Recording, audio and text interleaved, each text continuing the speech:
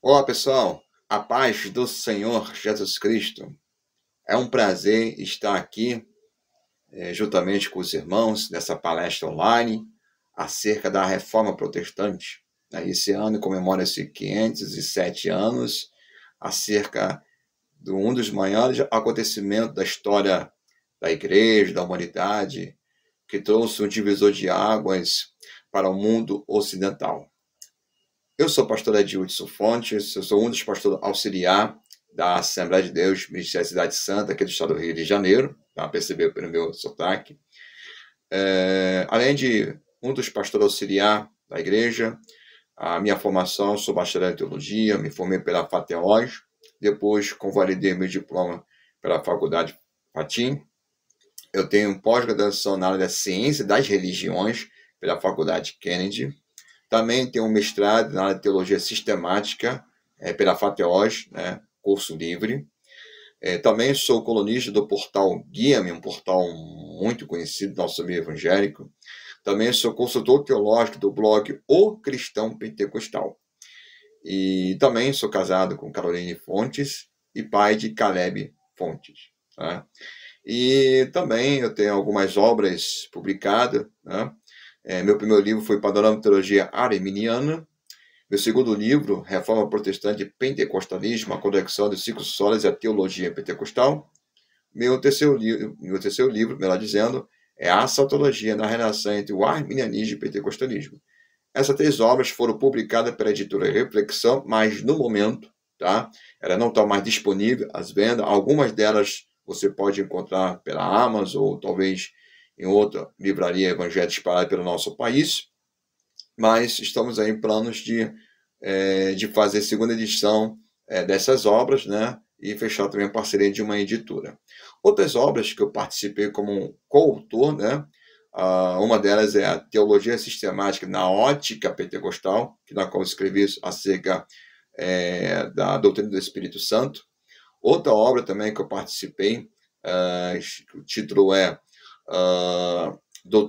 Doutrinas Bíblicas, comentado por vários autores pentecostais, da editora Ensinai, enquanto a outra obra anterior foi a editora Gospel Verdejar. Outra obra também que participei como autor também é Teologia Pentecostal e seus Fundamentos, tá? Também participei como coautor. Outra obra também que participei, mais recente, é Fé, Sociedade, Apontamentos Teológicos, na qual eu trabalhei também acerca da fé cristã, a contribuição da Reforma Protestante na área da educação. Tá?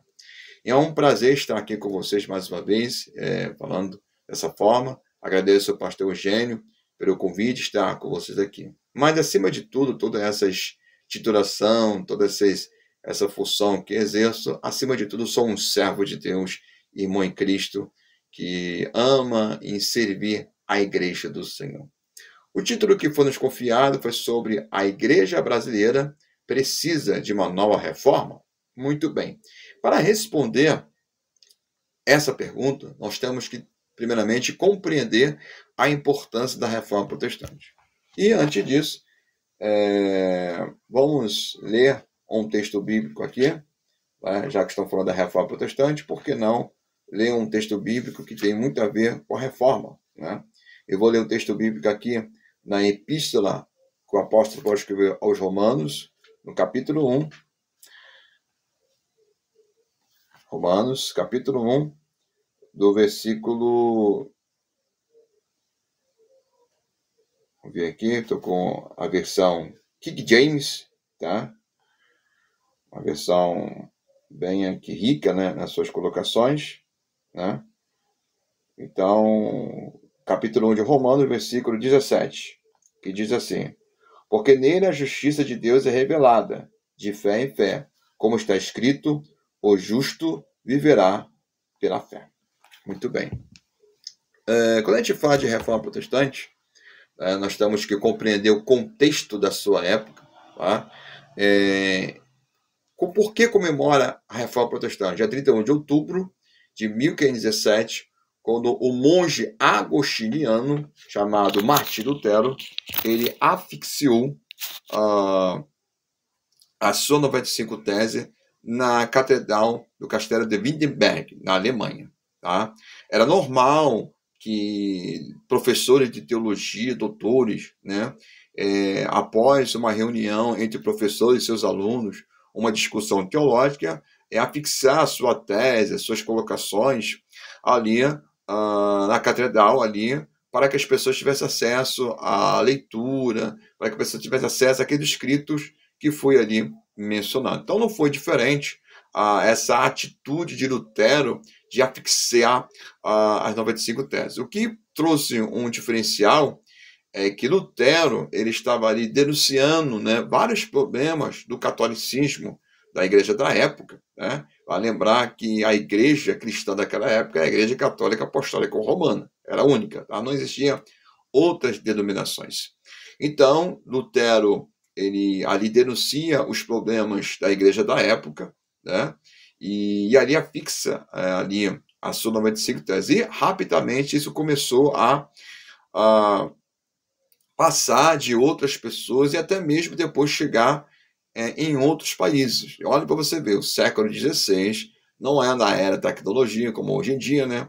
Quando você quer transmitir uma mensagem ou corrente de mensagem, que eu acho que é o termo certo a ser utilizado, as pessoas vão passando de pessoa, né, até chegar ao destino. E muitas vezes são fake news, notícias falsas, ou enfim, várias mensagens dessa natureza.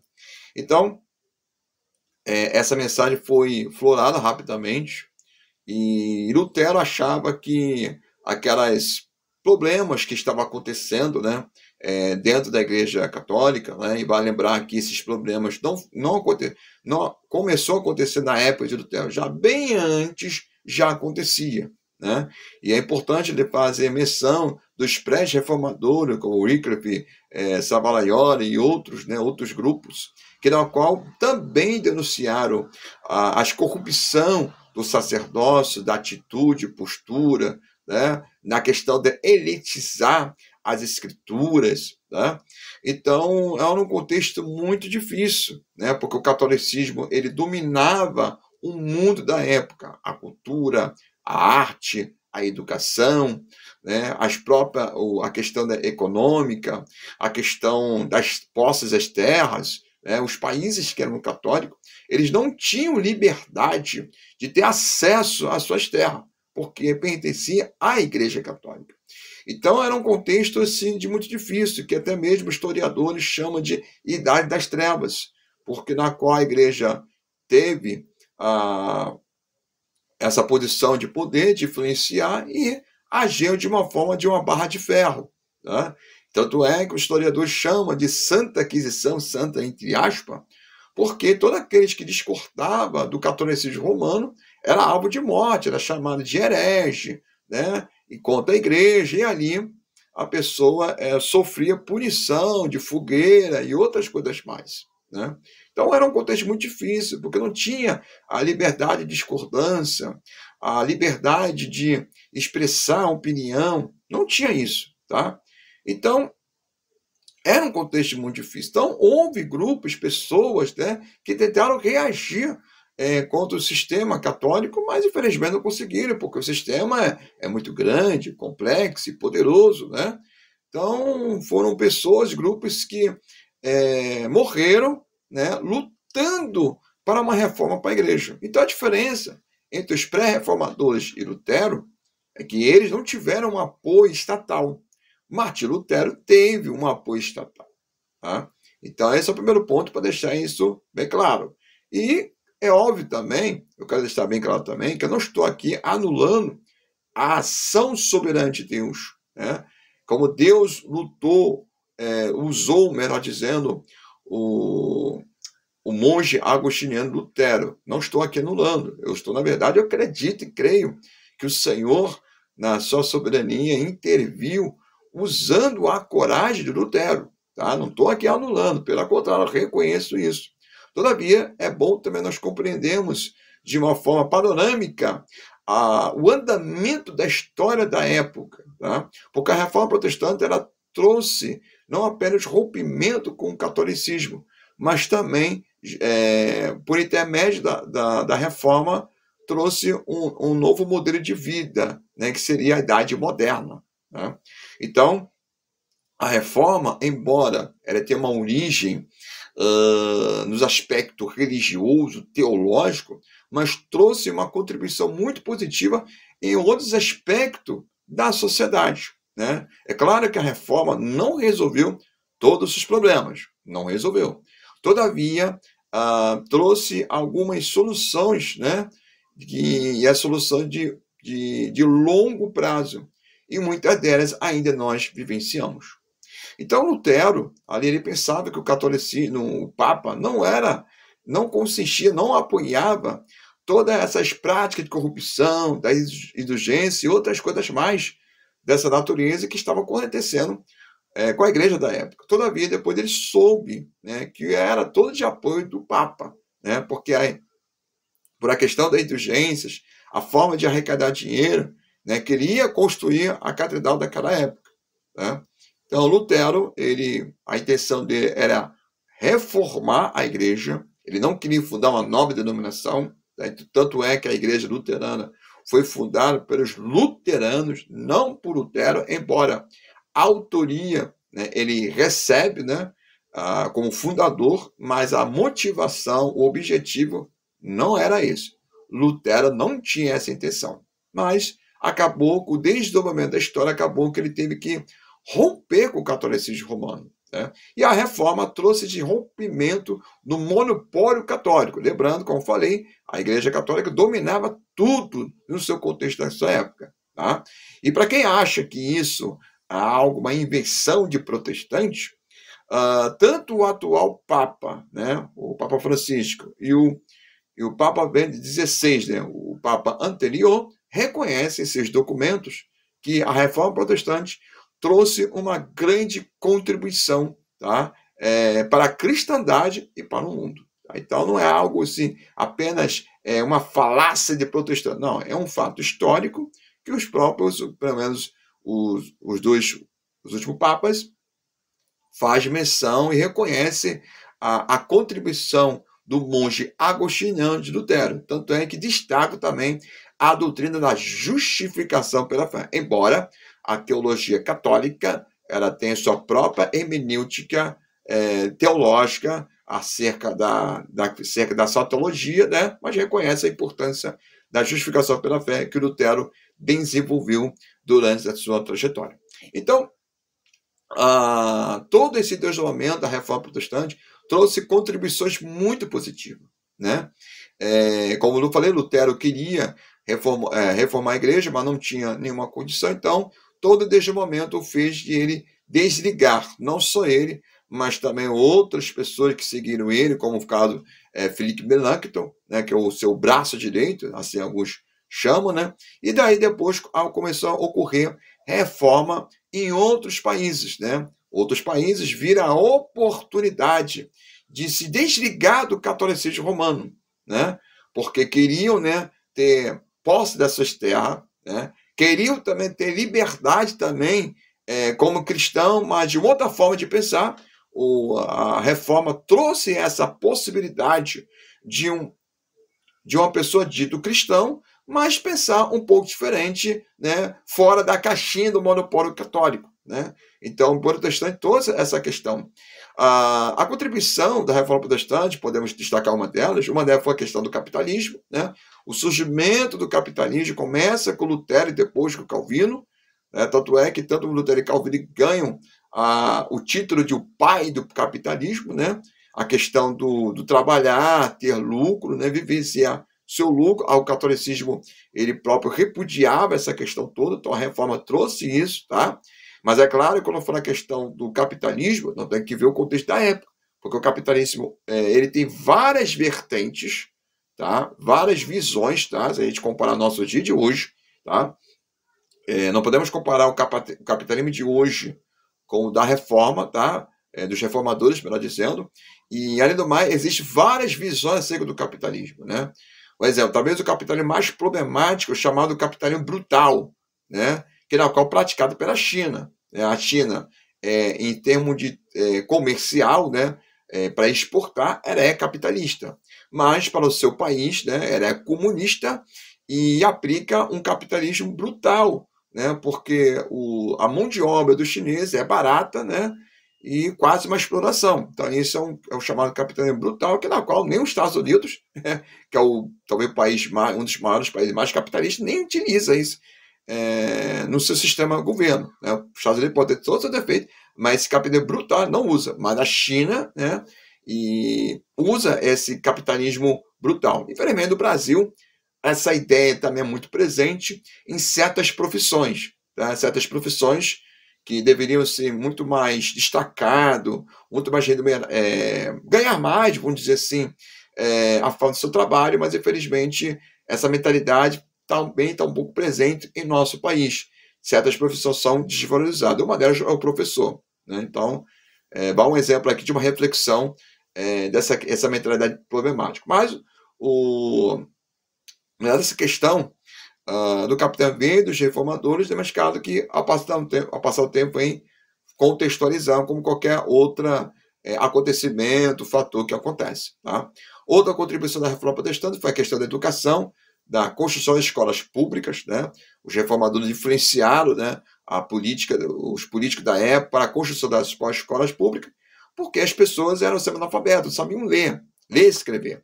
Então, a intenção de alfabetizar as pessoas era a forma de pessoas aprenderem a ler e escrever sua língua para ler a Bíblia. Tá? A aspecto também do país laico, né? É uma herança que a reforma protestante trouxe, essa questão dessa herança de um país laico, né? E tantas outras contribuições. Né? As contribuições teológicas são algo formidável. Né? Os reformadores tinham uma mente brilhante e trouxe contribuições. Né? Nós podemos falar da questão do sacerdócio universal todo crente, que é uma coisa que Lutero destacou na sua teologia. Né? E o que seria isso? Né? Ou seja, não haver mais uma dependência acerca de um papa ou de um concílio, ou melhor, tradição, melhor dizer, retira a palavra concílio, a palavra tradição, para ter acesso a Cristo, né? Ou o sacerdócio clero romano. Ou seja, a pessoa que tem Cristo em sua vida, ele tem acesso a Deus, ele tem acesso à presença de Deus. Né? Então, uma das contribuições da reforma protestante, como também a gente pode falar dos 5 solas, né? Que embora, vou deixar bem claro, a gente fala 5 solas, essa sistematização aconteceu no século passado. Né? Todavia, o conteúdo foi desenvolvido pelos reformadores e pós-reformadores, tá? Para deixar bem claro. Então, a questão de somente a escritura, né? que é sola scriptura do latim, né? É uma centralidade da palavra de Deus, a palavra de Deus que rege a igreja, rege o corpo de Cristo, né? Porque a palavra de Deus é o próprio Deus falando. Então, uma das contribuições da reforma protestante, também a questão da sola Cristo, só Jesus Cristo, né? Porque Jesus é o único Salvador, Redentor da história da humanidade. Tá? A sua expiação ilimitada, né? Ele envolve toda a humanidade, né? Então, todos são pecadores, todos são alvos da graça de Deus. Outra sola seria a questão da graça de Deus, sola gratia, né? Que na qual somos salvos pela graça, não pelas obras, enquanto o catolicismo romano né, apregoava a questão das obras, a importância da salvação das obras. A Bíblia nos ensina que a salvação é mediante a graça de Deus. Os reformadores deram uma ênfase, né? A questão da manifestação da graça de Deus, porque o homem está morto nos seus pecados, então tem como tomar iniciativa. Então Deus dá a sua iniciativa do plano de salvação mediante a graça de Deus. Tá? Então, somos salvos pelas obras de Cristo, né? Não pelas obras humanas, ou seja, Jesus, na sua crucificação, mediante a graça de Deus, nos salvou. Sola fide, né? Seria o 4º ponto, né? Que é a justificação pela fé. Também um ponto também que Lutero tem desenvolvido a sua teologia, ou seja, quando nós éramos pecadores sem Cristo, né? Nós éramos pessoas que não iam receber nenhuma, a nossa recompensa seria a condenação eterna. Mas o Senhor, né, ao assumir nossa culpa, as nossas culpas, melhor dizendo, nós somos justificados. Agora nós somos inocentes. E com isso nós somos filhos de Deus. Tá? Então, mediante Cristo Jesus, nós somos filhos de Deus, nós somos justificados. E outra contribuição é acerca da adoração, né? Só Deus glória, ou seja, somente Deus a glória. Enquanto o catolicismo, né, repartia a glória de Cristo, né, para Maria, para outros santos, né, porque o catolicismo tem essa visão, o meu protestante pensa, olha, que a Bíblia aponta apenas somente a Deus a adoração e a glorificação. Tá? Então, parece então, esses 5 pontos, né, da reforma, 5 solas, né, ser um resumo da essência da teologia dos reformadores. Claro que tem questões secundárias, né, no aspecto soteriológico, eclesiológico, escatológico, que dividem opiniões, mas esse seria o resumo, tá, dos pilares da reforma protestante acerca de aquele que segue pode se identificar como um reformista, vamos dizer assim. Tá?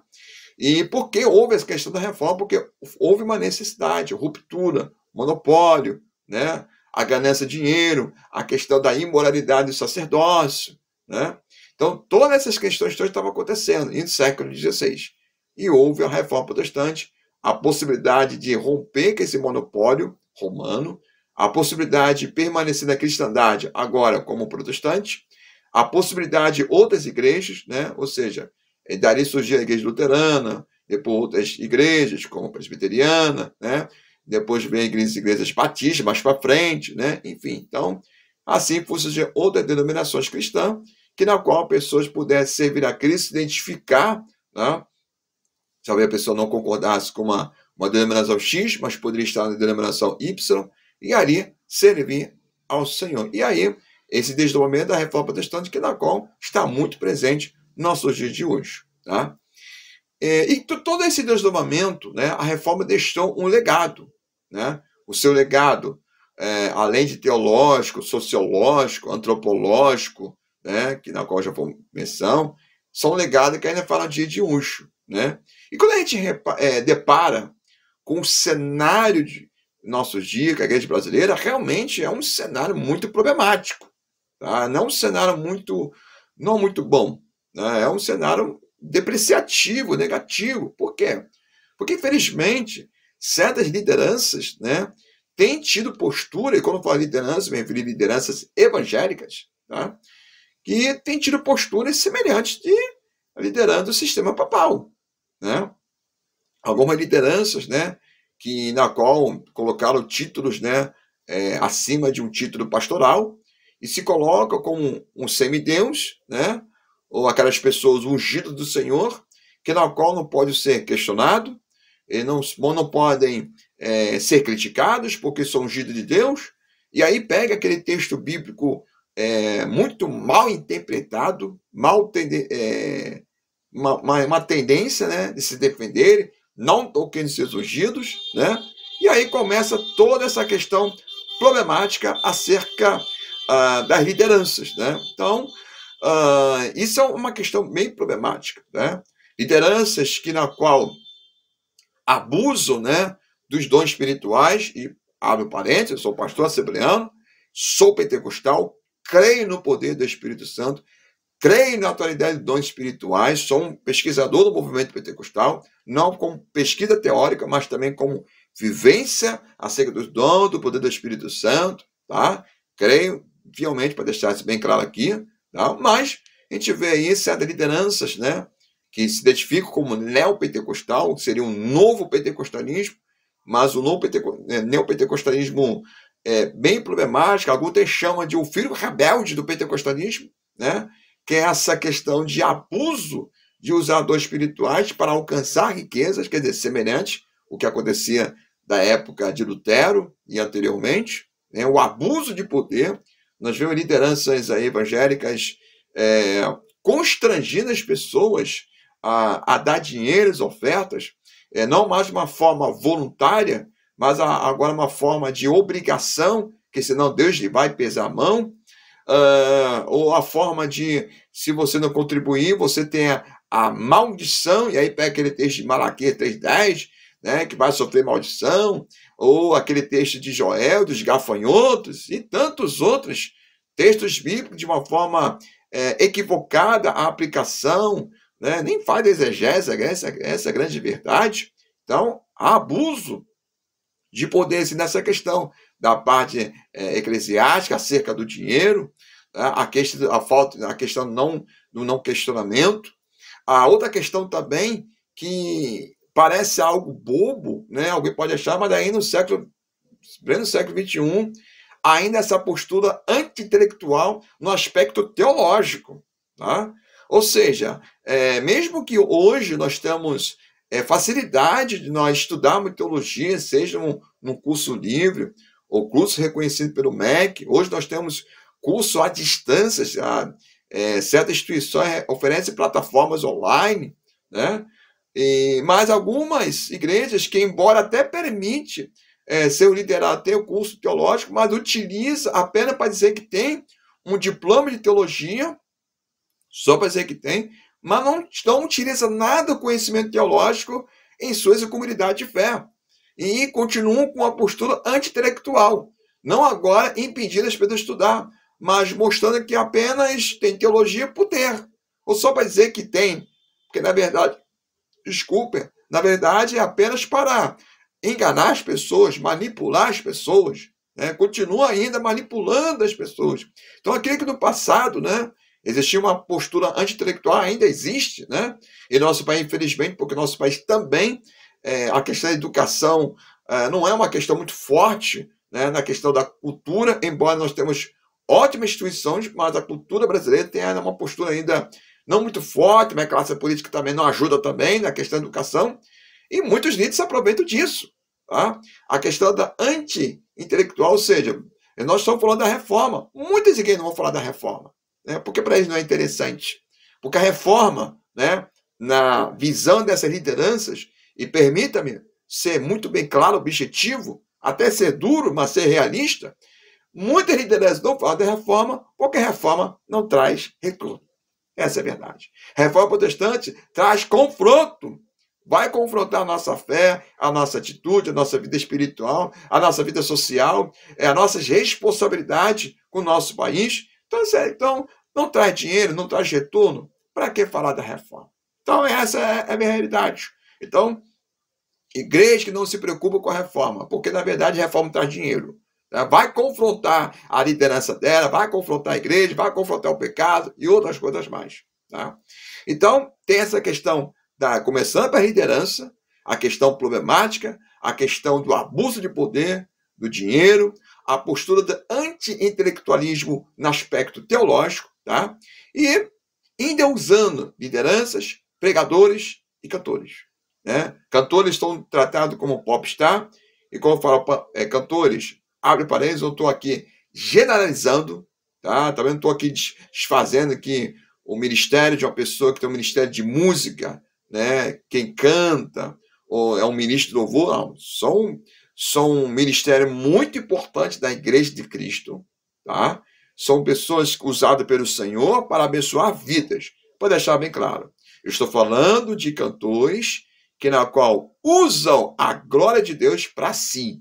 Estão pecando. É nesse sentido que estou falando. Assim também como pregadores, que na qual pregam as suas mensagens para ego de pessoas, mas não traz a mensagem de Deus para confrontar, para salvar vidas, tá? E também como tem líderes de igrejas também, que são colocados acima do bem e do mal, são idolatrados, ou seja, semelhante que o que acontecia no catolicismo na época de Lutero. Parece que essas lideranças ressuscitaram, tá? Essas posturas papais, posturas que na qual o catolicismo fazia no passado, mas parece que agora ressuscitaram, e isso no meio evangélico. Então você vê todas essas questões, né? Algumas questões, não tem como falar tudo, né? Mas algumas questões que têm acontecido em nosso meio evangélico são coisas que já aconteceram no passado. E hoje foram contextualizados, né? E agora no lado diferente. Antes era no catolicismo. Agora está acontecendo no nosso meio evangélico. Não é de agora. Né? Tem acontecido há muito tempo. Vai surgir certos modismo. Modismo que a gente fala no termo teológico é moda. Uma moda vem, uma moda vai, e vai, vem, e continua com essa situação toda. né? Então, aí volta a pergunta.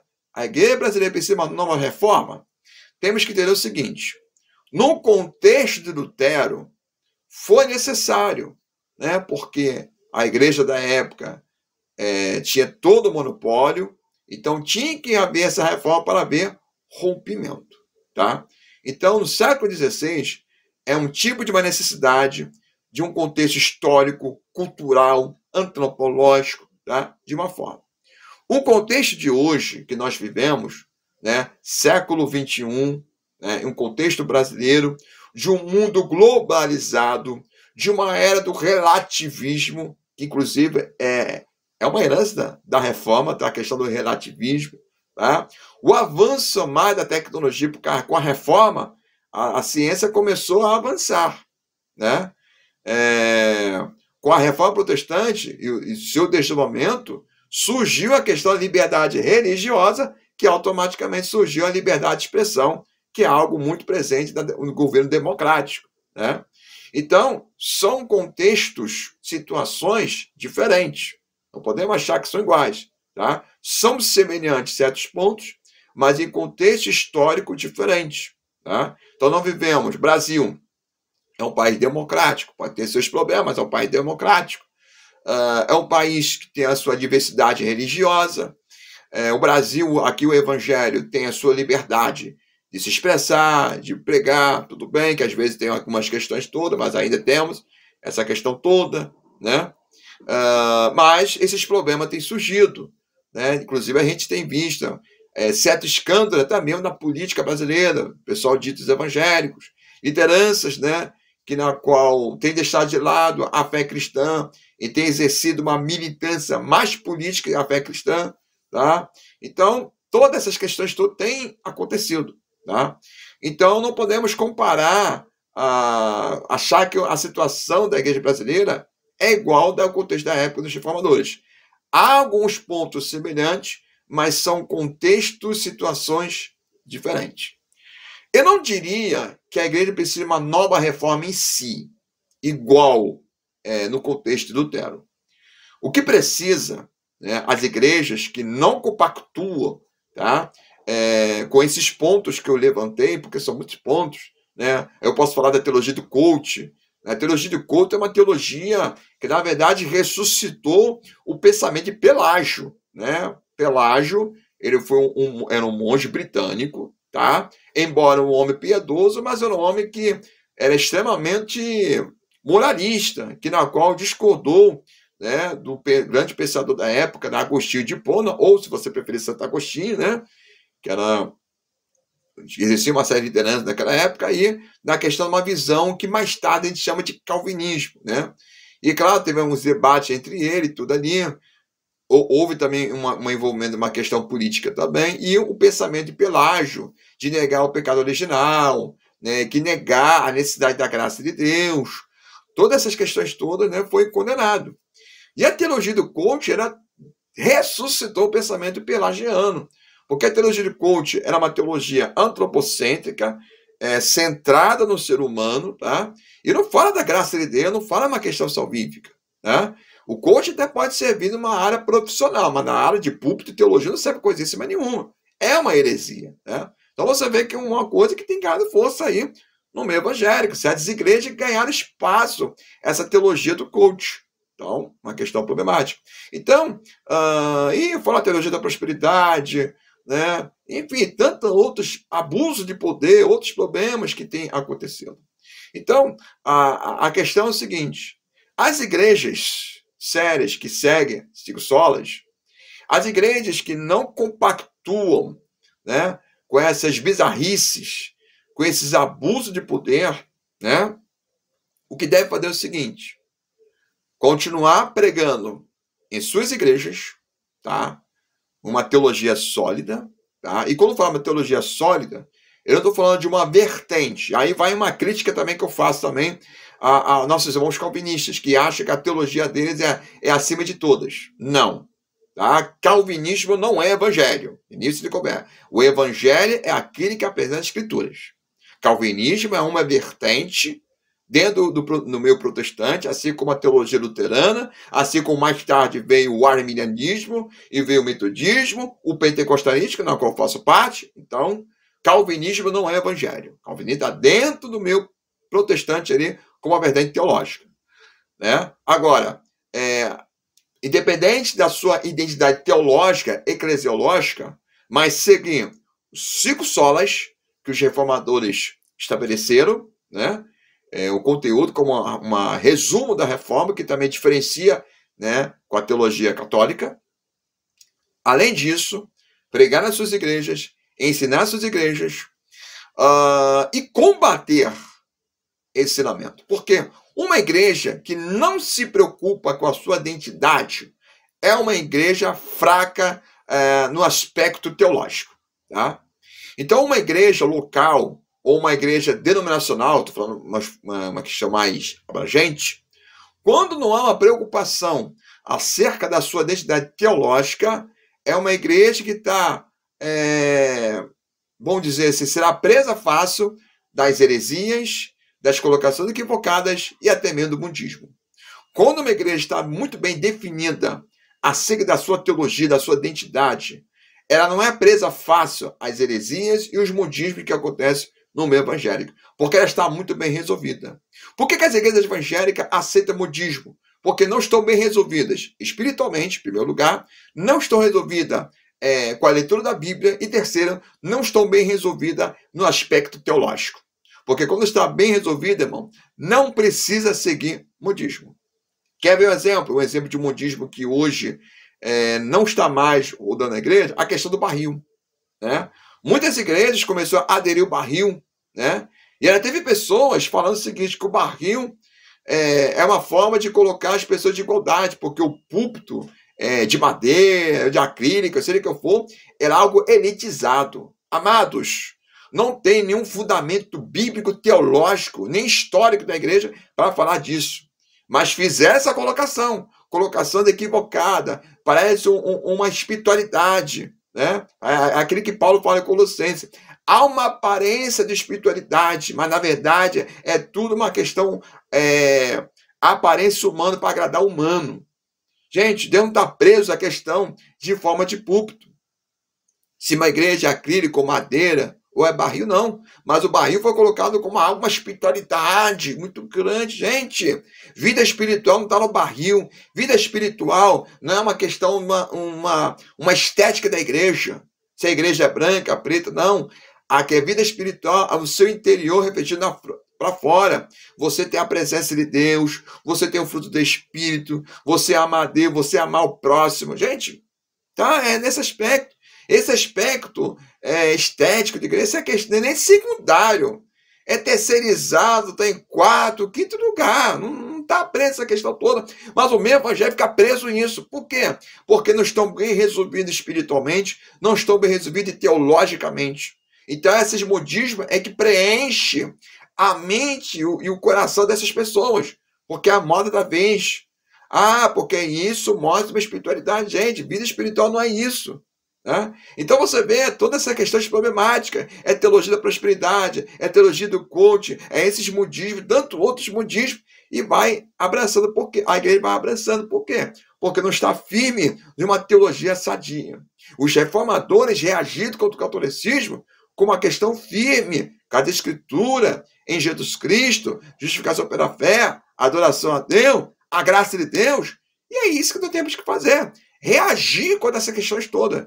Agora, quando a gente ficar preso aos modismos, gente, a igreja não vai ser abençoada, edificada, não vai. A igreja vai se afastar muito mais da presença de Deus.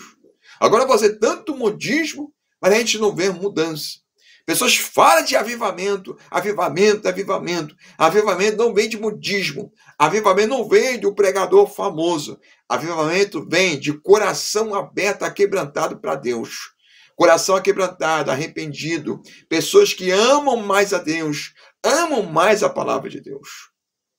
Eu indico vocês, senhores e amados, uma obra chamada As Raízes do Pentecostalismo, editora Carisma. Essa obra fala que um período de avivamento, sabe o que estava acontecendo? as pessoas procuravam cursos teológicos. Para o quê? Para ser obreiro, para ser pastor, para ser pregador, para ser ensinadores. Os seminários da época norte-americanos estavam cheios, e tinham vários seminários, porque tinha vários grupos evangélicos naquele contexto. Por quê? Eles queriam ganhar almas para Jesus, queriam vivenciar o poder de Deus. Mas parece que hoje é também complicado. Né? Hoje a pessoa diz que tem avivamento, mas não tem amor a Deus. Então está muito esquisito as coisas. Então, temos que ensinar uma boa teologia em nossas igrejas. Esse é o momento. E combater essas questões todas. Combater esses conceitos heréticos. Combater esses equívocos teológicos. Combater todas essas mazelas que está trazendo problema à igreja brasileira. A igreja brasileira, eu diria que precisa de uma nova reforma, não igual de Lutero, mas de outra forma. Né? E tem igrejas que já despertaram para isso, para pregar a palavra de Deus, para falar da reforma protestante, para se mergulhar mais nas escrituras, para ser crentes evangélicos mais centrados, não crentes evangélicos fracos no seu pensar, mas firmes nos seus posicionamentos, firmes em Cristo Jesus, disposto até a morrer para Cristo.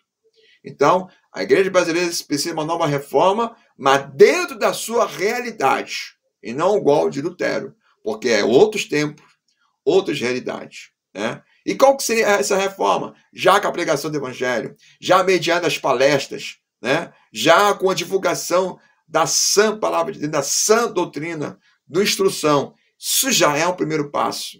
Né? E assim, a igreja local, depois começar aos poucos influenciar o nosso meio evangélico. Né? Já tem pessoas já que não compactuam mais com esse sistema papal que tem nosso meio evangélico, desse mundo gospel comercial. Não. Já tem grupos já pensam dessa forma. Mas é necessário nós continuarmos, trabalharmos para conscientizar a igreja brasileira, conscientizar nossos irmãos em Cristo a viver na presença do Senhor, estar firmado do Senhor.